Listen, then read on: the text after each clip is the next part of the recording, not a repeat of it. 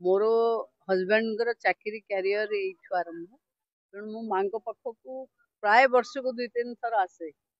मोर सौभाग्य कि पूजा आरंभ बेलू मुझे माँ को मुंडिया मारे सुजोग मिलला।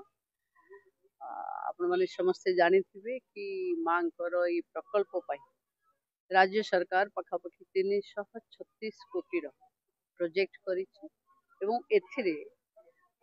नुआ करी आड हबो ब्रेस्ट फीडिंग सेंटर जो छुआ मान को माँ माने साथी आनिक आसुचंती खुशी रे स्तनपान करई पारिबे से फैसिलिटीज आमे पूरी श्री जगन्नाथ मंदिर रे आरंभ करिछु। एबे सीता भोकगान तारिणी रे स्टार्ट देखो माँ समस्त को आशीर्वाद करंतु माँ घंट घोड़े रखंतु माँ संकट हारिणी जे तारिणी ना स्मरण करे तार संकट दूर हुए।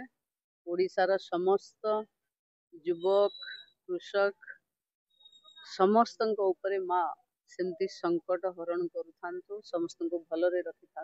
ये आज माँ पाखे प्रार्थना कले।